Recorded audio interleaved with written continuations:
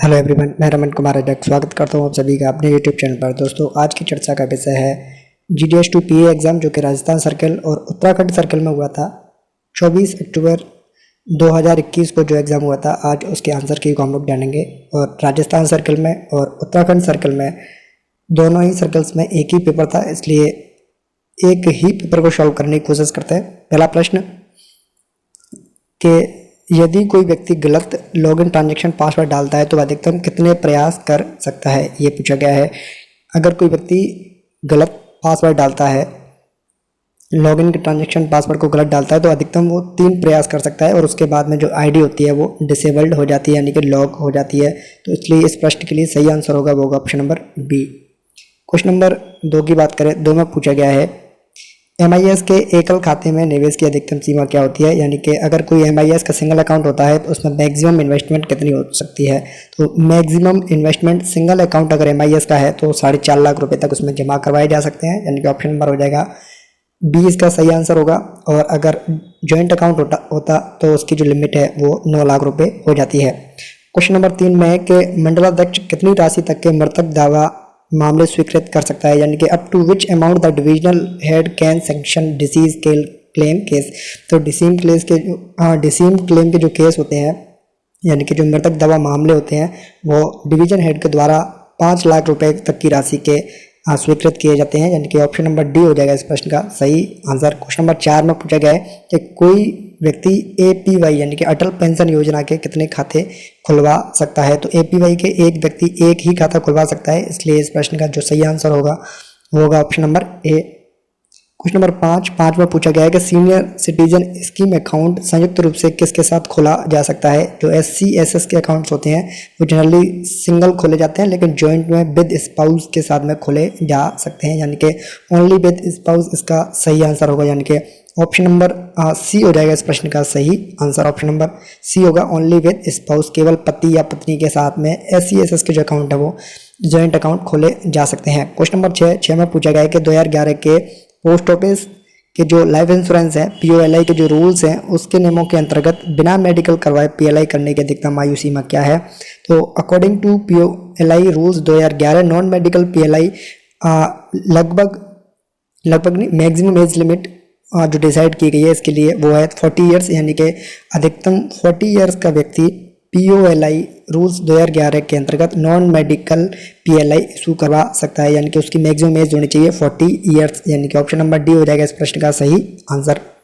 Question number 7 में पूछा गया है कि PLI RPLI सेल्स फोर्स अपना बिजनेस कहाँ से ले सकते हैं। तो PLI RPLI की जो सेल्स फोर्स हैं वो अपना बिजनेस डिवीजन के अंतर्गत कहीं से भी ले सकते हैं, यानी कि विद इन डिवीजन होगा इसका सही आंसर। ऑप्शन नंबर ए हो जाएगा करेक्ट आंसर। क्वेश्चन नंबर 8 में पूछा गया कि कोई इंश्योरेंट किसी नई इशू की गई पॉलिसी को कैंसिल करवाने के लिए पोस्टमास्टर या CPC के इंचार्ज को कितने दिनों के अंतर्गत आवेदन कर सकता है। यानी कि अगर कोई व्यक्ति इंश्योरेंस पॉलिसी लेता है फिर वो मना करता है कि मुझे इंश्योरेंस पॉलिसी नहीं लेनी है, तो कैंसिलेशन के लिए वो विद इन 30 डेज में अप्लाई कर सकते हैं, यानी कि ऑप्शन नंबर डी हो जाएगा इसका सही आंसर। क्वेश्चन नंबर 9 में पूछा गया है कि EA पॉलिसी जो होती है उसे कितने वर्ष बाद सरेंडर करवाया जा सकता है। तो एंडोमेंट एश्योरेंस पॉलिसी को 3 वर्ष के बाद में सरेंडर करवा सकते हैं, यानी कि ऑप्शन नंबर बी हो जाएगा इसका सही आंसर। क्वेश्चन नंबर 10 में पूछा गया है कि होल लाइफ इंश्योरेंस पर कितने वर्षों के बाद लोन दिया जा सकता है। तो होल लाइफ इंश्योरेंस जो पॉलिसी होती है उस पर 4 वर्ष के बाद में लोन की जो फैसिलिटी है वो उपलब्ध हो जाती है, यानी कि ऑप्शन नंबर सी हो जाएगा इसके लिए सही आंसर। क्वेश्चन नंबर 11 में पूछा गया है कि किसी पत्र के पुनः निर्देशन के लिए कितना शुल्क लिया जाता है। तो रिडायरेक्शन फीस किसी भी लेटर के लिए नहीं ली जाती है, इसलिए इस प्रश्न का सही आंसर होगा वो option number D. Question number 12 में पूछा गया है कि वे डाकघर जो कि रविवार और अन्य पोस्टल छुट्टी वाले दिन खुले होते हैं उन्हें क्या कहते हैं। तो नाइट पोस्ट ऑफिस होती हैं वो वर्किंग डे के अलावा रविवार और पोस्ट ऑफिस की छुट्टियों और राष्ट्रीय छुट्टियों के दिन भी खुले रहते हैं, यानी कि ऑप्शन नंबर सी हो जाएगा इसका सही answer night post office. Question number 13 में पूछा गया कि शाखा डाकघर अधिकतम कितने समय तक खोले जा सकते हैं। तो ब्रांच पोस्ट ऑफिस मैक्सिमम 5 घंटे तक खोली जा सकती है, यानी कि ऑप्शन नंबर सी हो जाएगा इसका सही आंसर। क्वेश्चन नंबर 14 में पूछा गया कि फ्रैंकिंग मशीन की छाप आवश्यक रूप से किस रंग की होनी चाहिए। तो फ्रैंकिंग मशीन की जो छाप होती है, इंप्रेशन होता है, वो ब्राइट रेड कलर का होता है, यानी कि चमकीले लाल रंग का होता है। ऑप्शन नंबर डी हो जाएगा इसका सही आंसर। क्वेश्चन नंबर 15 में पूछा गया है कि डाक वस्तुओं को वापस मंगवाने की अनुमति कौन प्रदान करता है। तो रिकॉल करना है अगर किसी पोस्टल आर्टिकल को, तो इसकी जो परमिशन है वो अकॉर्डिंग टू मी इसका जो सही आंसर होना चाहिए वो होगा डिविजनल हेड, यानी कि ऑप्शन नंबर सी हो जाएगा इसका सही आंसर। नेक्स्ट क्वेश्चन नंबर 16 में पूछा गया है किसी पत्र का अधिकतम भार कितना होता है। तो लेटर के लिए मैक्सिमम वेट का जो लिमिट है वो है 2 किलोग्राम, यानी कि ऑप्शन नंबर बी हो जाएगा इसका सही आंसर। क्वेश्चन नंबर 17 में पूछा गया है कि विदेश में जाने वाले पार्सल पर पुनः पैक करने का शुल्क कितनी बार लगाया जा सकता है। तो विदेश में जाने वाले पार्सल पर पुनः पैक करने का जो शुल्क है वो एक बार ही लगाया जा सकता है, यानी कि ऑप्शन नंबर ए होगा इसका सही आंसर। क्वेश्चन नंबर 18 में पूछा गया है कि CRC एयर या सरफेस से आगे बैग भेजने के लिए निम्नलिखित में से किसे बैग भेजती है। तो CRC होती है वो बैग्स भेजती है ट्रांजिट ऑफिस के लिए, और ट्रांजिट ऑफिस उनको फर्दर आगे ट्रांसफर करता है, यानी कि ऑप्शन नंबर ए हो जाएगा इस प्रश्न का सही आंसर। क्वेश्चन नंबर 19 में पूछा गया कि किसी विभागीय कर्मचारी द्वारा किसी अन्य विभागीय कर्मचारी के साथ कैश ले जाने की सीमा क्या है। तो एक डिपार्टमेंटल एम्प्लॉय दूसरे डिपार्टमेंटल एम्प्लॉय के साथ में मैक्सिमम जो रिवाइज रेमिटेंस की जो लिमिट है वो है 10 लाख रुपए, यानी कि ऑप्शन नंबर बी हो जाएगा इसका सही आंसर। 10 लाख रुपए तक वो कैश ले जा सकते हैं। क्वेश्चन नंबर 20 में प्रधान डाकघर में एसओ समरी कौन बनाता है। तो हेड ऑफिस में जो एसओ समरी है वो बनाते हैं सब अकाउंट असिस्टेंट, यानी कि ऑप्शन नंबर डी होगा इस प्रश्न के लिए सही आंसर। क्वेश्चन नंबर 21 में है कि बीओ समरी कौन से फॉर्म में बनाई जाती है। तो बीओ समरी है वो ACG 22 होगा इसका सही answer. ACG BO summary actual में ACG 3 में बनती है, बीओ के डेली अकाउंट्स हैं वो बनते हैं ACG 22 में। तो बीओ समरी होगा या इसकी जगह पर होगा बीओ अकाउंट। अगर बीओ अकाउंट है तो इसका आंसर होगा ऑप्शन नंबर सी। और क्वेश्चन नंबर 22 में है कि ट्रेजरर की कैश बुक होती है वो निम्नलिखित में से किस फॉर्म में बनाई जाती है। तो ट्रेजरर की जो कैश बुक है वो बनाई जाती है ACG 2 में, यानी कि ऑप्शन नंबर बी हो जाएगा इस प्रश्न का सही आंसर। क्वेश्चन नंबर 23 में पूछा गया है कि वैल्यूएबल पार्सल जिनका पता पोस्ट रेजिस्टेंट होता है प्राप्तकर्ता ऑफिस द्वारा कितने दिन तक रोके जा सकते हैं। यानी कि जो BP के आर्टिकल्स होते हैं अगर उन पर उनका पता होता है पोस्ट रेजिस्टेंट है तो उनके जो आर्टिकल्स हैं उनको मैक्सिमम पोस्ट ऑफिस में 7 डेज तक होल्ड कर सकते हैं, यानी कि ऑप्शन नंबर बी हो जाएगा इस प्रश्न के लिए सही आंसर। नेक्स्ट क्वेश्चन नंबर 24 में है कि विदेश में भेजे जाने वाले पार्सल के कम से कम आयाम क्या होनी चाहिए। तो विदेशी जो पार्सल होते हैं फॉरेन पार्सल होते हैं उनकी जो मिनिमम डायमेंशंस की जो लिमिट होती है वो होती है 90 × 140 mm, यानी कि ऑप्शन नंबर डी हो जाएगा इस प्रश्न के लिए सही आंसर। क्वेश्चन नंबर 25 में पूछा गया वर्तमान में कितने प्रकार के कस्टम फॉर्म्स उपयोग में लाए जा रहे हैं। तो कस्टम डिक्लेरेशन फॉर्म एक्चुअल में 2 प्रकार के ही होते हैं, यानी कि ऑप्शन नंबर ए हो जाएगा इस प्रश्न के लिए सही आंसर। 2 प्रकार के कस्टम डिक्लेरेशन फॉर्म्स होते हैं। क्वेश्चन नंबर 26 में कि यूनिवर्सल पोस्टल यूनियन के हेडक्वार्टर्स कहाँ पर स्थित हैं। तो UPU के जो हेडक्वार्टर्स हैं वो वार्न स्विट्जरलैंड में स्थित हैं, यानी कि ऑप्शन नंबर सी हो जाएगा इस प्रश्न के लिए सही आंसर। क्वेश्चन नंबर 27 में है कि भारतीय डाक विभाग के IT मॉडर्नाइजेशन प्रोजेक्ट का प्राइमरी डाटा सेंटर कहाँ बनाया गया है। तो IT मॉडर्नाइजेशन प्रोजेक्ट का जो प्राइमरी डाटा सेंटर है वो नवी मुंबई में स्थित है, यानी कि ऑप्शन नंबर बी हो जाएगा इस प्रश्न के लिए सही आंसर।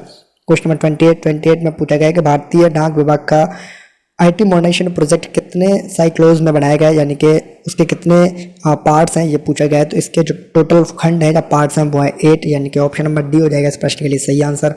क्वेश्चन नंबर 29 में पूछा गया कि भारतीय डाक विभाग के IT मॉडर्नाइजेशन प्रोजेक्ट का डेटा रिकवरी सेंटर कहाँ पर स्थित है। तो भारतीय डाक विभाग के IT मॉडर्नाइजेशन प्रोजेक्ट का डेटा रिकवरी सेंटर मैसूर में स्थित है, यानी कि ऑप्शन नंबर ए होगा इस प्रश्न के लिए सही answer Mysore. Next question number 30 में पूछा गया है कि SAP की जो DPMS में काम करने के लिए SAP के कौन से विकल्प में सेट ओपन करना पड़ता है। तो जब SAP को ओपन करते हैं तो उसमें एक कमांड होती है ECP, इसके बाद में ही DPMS में काम किया जाता है, यानी कि ऑप्शन नंबर बी हो जाएगा इस प्रश्न का सही आंसर।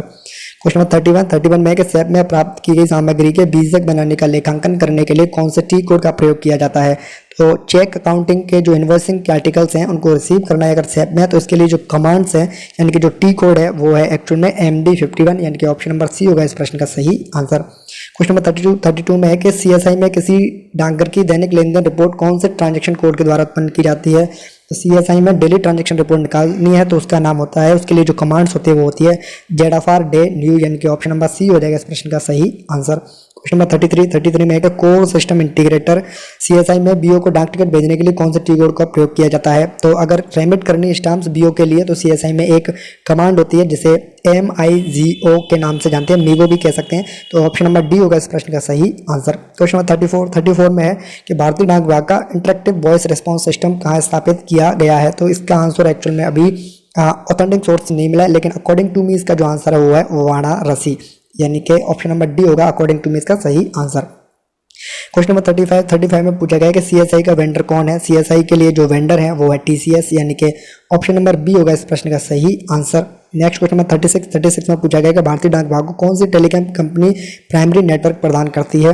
तो NSP1 देने की जो जिम्मेदारी है डिपार्टमेंट ऑफ पोस्ट को वो है BSNL, यानी कि BSNL देता है डाक विभाग को प्राइमरी नेटवर्क, यानी कि NSP1 प्रोवाइड करवाता है, यानी कि ऑप्शन नंबर सी होगा इसका सही आंसर। क्वेश्चन नंबर 37 में कि शॉर्टिंग केस में दी गई सिक्वेंस पिछले कितने वर्षों के वास्तविक ट्रैफिक पैटर्न पर आधारित होती है। तो जो selection provide on the sorting cases should be based on the actual traffic pattern of how many years. तो इसके लिए जो सही आंसर है वो होगा ऑप्शन नंबर ए, और ये ऑप्शन नंबर ए इसका करेक्ट आंसर है। क्वेश्चन नंबर 38 में है कि निम्नलिखित में से कौन सी स्टैंप और सील्स आवश्यक रूप से RMS और सॉर्टिंग ऑफिस के सेट में उपलब्ध होनी चाहिए। तो एक्चुअल में डेट स्टैंप, नेम स्टैंप और डेट सील सभी RMS के सॉर्टिंग ऑफिस के जो सेट्स होती हैं वहाँ पर उपलब्ध होती हैं, यानी कि ऑप्शन नंबर डी हो जाएगा इसका सही आंसर। क्वेश्चन नंबर 39 में पूछा गया है कि मेल एब्स्ट्रैक्ट किसके द्वारा लिखा जाता है। तो मेल एब्स्ट्रैक्ट को लिखा जाता है HSA के द्वारा, यानी कि head sorting assistant, option number B हो जाएगा इसका सही आंसर। क्वेश्चन नंबर 40 में है कि CRC के प्रत्येक साइड में खोले जाने वाले बैगों का ब्यौरा किसमें होता है। तो CRC में जितने भी बैग्स हैं उनको खोलने का जो ब्यौरा है वो मिलता है कहाँ पर, तो वो मिलेगा आपको ड्यू मेल शॉर्टिंग लिस्ट में, यानी कि ऑप्शन नंबर बी हो जाएगा इस प्रश्न के लिए सही आंसर। क्वेश्चन नंबर 41 में एक ट्रेजरर की जो पासबुक है वो कौन से फॉर्म में बनाई जाती है। ट्रेजरर पासबुक है वो बनाई जाती है ACD 8 में, यानी कि ऑप्शन नंबर सी हो जाएगा इस प्रश्न का सही आंसर। क्वेश्चन नंबर 42 में है कि कैश में अग्रिम पोस्टेज देने के लिए कम से कम कितने पत्र होने चाहिए। तो अगर कोई प्रीपेमेंट और पोस्टेज इन कैश करना चाहता है तो मिनिमम उनके पास में 500 आर्टिकल्स पोस्ट करने के लिए होने ही चाहिए, यानी कि ऑप्शन नंबर सी हो जाएगा इस प्रश्न का सही आंसर। क्वेश्चन नंबर 43 में है कि पोस्ट बॉक्स या पोस्ट बैग का एक तिमाही का किराया कितना होता है। तो पोस्ट बॉक्स या पोस्ट बैग का जो एक तिमाही का किराया होता है वो होता है 50 रुपीज़, यानी कि ऑप्शन नंबर ए होगा इस प्रश्न के लिए सही आंसर। नेक्स्ट क्वेश्चन नंबर 44 में पूछा गया कि इंडियन पोस्टल ऑर्डर कितने डिनोमिनेशन में उपलब्ध होते हैं। इंडियन पोस्टल ऑर्डर 8 डिनोमिनेशन में उपलब्ध होते हैं, यानी कि ऑप्शन नंबर डी होगा इसका सही आंसर। 1 रुपये, 2 रुपये, 5 रुपये, 7 रुपये, 10 रुपये, 20 रुपये, 50 रुपये और 100 रुपये के इंडियन पोस्टल ऑर्डर्स अभी उपलब्ध है, यानी कि ऑप्शन नंबर डी होगा इसका सही आंसर। क्वेश्चन नंबर 45 में है कि बीपी आर्टिकल्स पर प्राप्तकर्ता से विलंब शुल्क कितने दिन बाद लिया जाता है। तो जो डीमर्ज चार्ज है बीपी आर्टिकल्स पर वो 7 दिन के बाद में लिए जाते हैं, यानी कि ऑप्शन नंबर सी होगा इस प्रश्न के लिए सही आंसर। क्वेश्चन नंबर 46 में पूछा गया कि फॉरेन पोस्ट में प्रिंटेड पोस्ट अंतर्देशीय पोस्ट की कौन सी सेवा के समकक्ष है। यानी कि फॉरेन पोस्ट में प्रिंटेड पोस्ट होता है, प्रिंटेड पेपर होते हैं, ऐसी ही सर्विस इंलैंड पोस्ट में बुक पैकेट होती है, यानी कि ऑप्शन नंबर बी होगा इसका सही आंसर। क्वेश्चन नंबर 47 में है कि बल्क बैग सिस्टम में प्रिंटेड पेपर को बल्क बैग फैसिलिटी देने के लिए कौन प्राधिकारी सक्षम है।